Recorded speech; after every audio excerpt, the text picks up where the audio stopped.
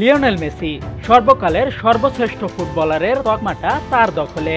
এই তো গত বছর আর্জেন্টিনার হয়ে বিশ্বকাপ জিতেছেন, নিজেও হয়েছেন বিশ্বকাপের সেরা খেলোয়াড়। তার ব্যক্তিগত নৈপুণ্যে অসংখ্য শিরোপা জিতেছেন দলের হয়ে। ক্যারিয়ারে তার কত শত অর্জন, কিন্তু মাঝে মাঝে যে তারকাদেরও হেরে যেতে হয়। রোববার ভোরে ব্যাংক অফ আমেরিকা স্টেডিয়ামে শার্ট এফসির মুখোমুখি হয় লিওনেল মেসির দল ইন্টার মায়ামি। মেসির ফেরার দিনে 1-0 গোলের ব্যবধানে হেরে যায় মেসি বাহিনী। আন্তর্জাতিক বিরতি শেষে দলের সঙ্গে যোগ দিয়েও মায়ামির ভাগ্য পরিবর্তন করতে পারলেন না মেসি। লিওনেল মেসি আর্জেন্টিনার হয়ে বিশ্বকাপ বাছাই পর্বের ম্যাচে পেরুর বিপক্ষে জোড়া গোল করেছিলেন। মেসির কাছে তাই ভক্তদের প্রত্যাশা ছিল ইন্টার মায়ামিতে ফিরলে তাদের ভাগ্য বদলাতে পারবেন রেকর্ড 7 বারের ব্যালন ডিওর জয়ী এই ফুটবলার। পুরো 90 মিনিট মাঠে খেললেও এদিন গোল করতে ব্যর্থ হন এই তারকা। অথচ আগের ম্যাচেই মেসিকে ছাড়াই এই দলের বিপক্ষে শেষ মুহূর্তের গোলে ড্র নিয়ে মাঠ হেরেছিল ইন্টার মায়ামি। এই ম্যাচে শুরু থেকেই আধিপত্য বিস্তার করে খেলেছে ইন্টার মায়ামি।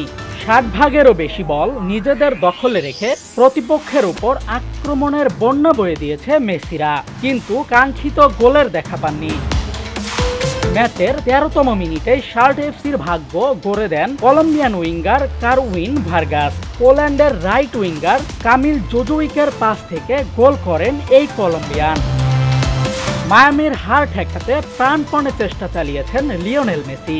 ফ্রি কিক থেকে তার ট্রেডমার্ক গোল পেয়ে যাচ্ছিলেন এই তারকা, কিন্তু শার্টলের গোলরক্ষকের হাতে লেগে বল বার পোস্টে বাধা পেলে হতাশ হতে হয় পুরো দলকে।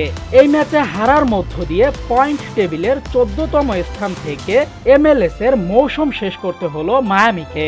অথচ 2022 মৌসুমে মায়ামি তাদের মৌসুম শেষ করেছিল পয়েন্ট টেবিলের 6ষ্ঠ স্থানে থেকে।